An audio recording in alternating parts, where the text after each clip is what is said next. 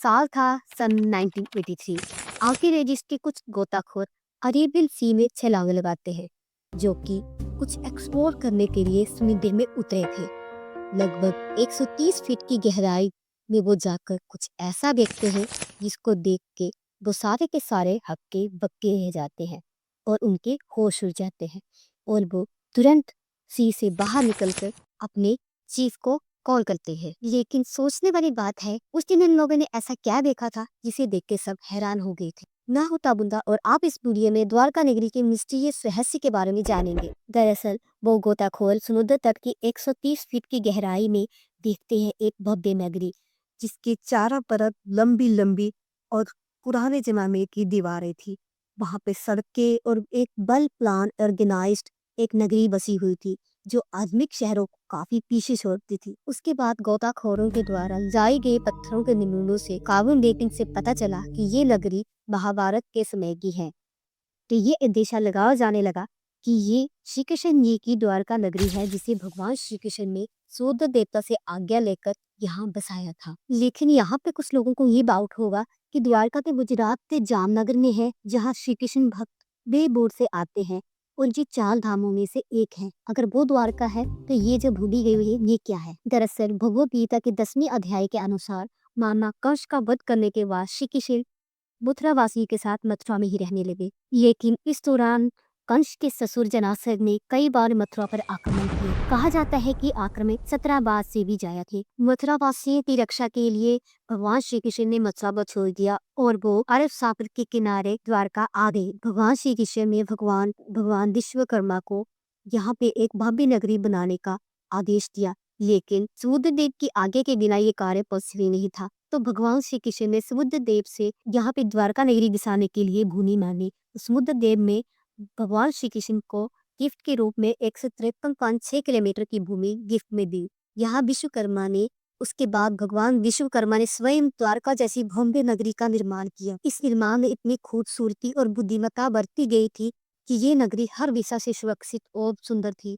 बड़े बड़े महल, सोने चांदी के भवन और सुंदर मंदिर, ये नगरी एक अद्भुत दर्शनीय स्थल बन गई थी। नगरी की सुरक्षा के लिए नगर के चारों तरफ भव्य बड़ी बड़ी दीवारें थी, जिसे आज भी अरेबियन सी में देखा जा सकता है।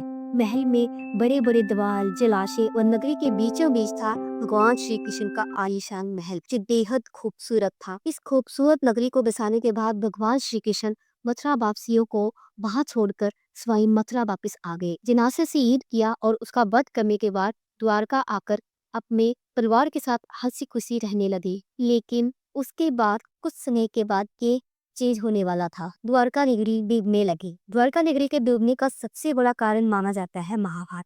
कहा जाता है कि महाभारत के युद्ध के मैदान में कौरवों के मृत्यु के बाद गांधारी ने अपने पुत्रों के शवों को देखा। अपने 100 पुत्रों की मृत्यु का वियोग गांधारी सहन नहीं कर पाई और इन्होंने श्री कृष्ण को इसका दोषी मानते हुए इन्हें श्राप दे दिया कि आज से 36 साल के बाद द्वारका नगरी डूब जाएगी। यादववंश को केवल यही श्राप नहीं मिला था, एक दूसरा श्राप भी था जो यादववंश को भारी पड़ा। कहा जाता है कि द्वारका के पास एक पवित्र स्थान पिरारन में कुछ साधु आए थे और उन्हें देखकर श्री कृष्ण के बेटे सोम ने कुछ श्राद्ध करने की सूझी और वो गर्भवती स्त्री का वेश बनाकर उन ऋषि मुनियों के पास आकर इनसे पूछने लगा कि उनकी गोद में तल रहे बच्चे के बारे में बताओ, और उन्हें ये काफी आपत्तिजनक लगा और क्रोध में आकर उन्होंने उनको श्राप दे दिया और कहा कि ये वंश के पतन का कारण बनेगा। अब महाभारत के युद्ध को 36 साल बीत गए थे और 36 साल के बाद यदुवंशी में आपसी तनाव बढ़ने लगा।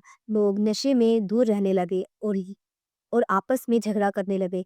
ये देखकर बलराम ने अपना शरीर त्याग दिया और उसके बाद भगवान श्री कृष्ण भी वन में विचरण करने लगे। एक दिन भगवान श्री कृष्ण पेड़ के नीचे बैठकर गांधारी के श्राप के बारे में सोच रहे थे। तभी एक शिकारी ने भगवान श्री कृष्ण के कांच के अंगूठे को हिरण का मुख समझ के बाण चला दिया। और दूसरी ओर जब अर्जुन को ये द्वारका के बारे में ये सब पता लगा तो वो दौड़कर द्वारका नगरी आए और द्वारका वासियों को अपने साथ लेकर चले गए। से अगले दिन ही भगवान श्री कृष्ण ने अपना देह त्याग दिया। अर्जुन ने सबका और भगवान श्री कृष्ण का अंतिम संस्कार किया और वापस आ गए। भगवान श्री कृष्ण के देह त्यागने के बाद द्वारका नगरी पानी में विलीन हो गई। अब आपकी द्वारका नगरी के सवाल का भी हम जवाब देते हैं। दरअसल द्वारका को 2 भागों में बांटा गया है, एक द्वारका है और दूसरी बेट द्वारका, जो द्वारका है वो 4 धामों में से एक जो द्वारका है, जी जामनगर में है। और वो द्वारका का जो हिस्सा है वो समुद्र में विलीन हो गया था, जो अभी मिला हुआ है। काफ़ी समय तक बेट द्वारका माइथोलॉजी मानी जाती थी, जब तक ये मिली नहीं थी। 1963 में अरेबियन सी में आर्कोलॉजिस्ट को कुछ अवशेष मिले थे, जिससे द्वारका का अस्तित्व समझ में आने लगा।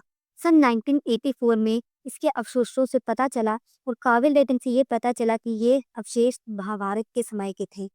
इसने इंडियन आर्कियोलॉजिस्ट ऑस्कर राव की उत्सुकता को और ज्यादा बढ़ा दिया। कालीन डेटिंग जो प्रूफ था कि ये पत्थर महाभारत के काल के थे, लेकिन पत्थर से भी कोई ठोस प्रूफ नहीं मिलता, क्योंकि पत्थर तो किसी भी युग के हो सकते। और उसके बाद उन्हीं ने समुद्र के नीचे इस मिले शहर को मापना शुरू किया, जो कि 153.6 किलोमीटर की वहाँ पे भूमि पाई गई। और ये भूमि उतनी थी जितनी भगवत पुराण के अनुसार भगवान श्री कृष्ण को समुद्र देव ने गिफ्ट की थी। समुद्र तल में आज भी द्वारका नगरी के रहस्य को जानने के लिए खुदाई जा रही है।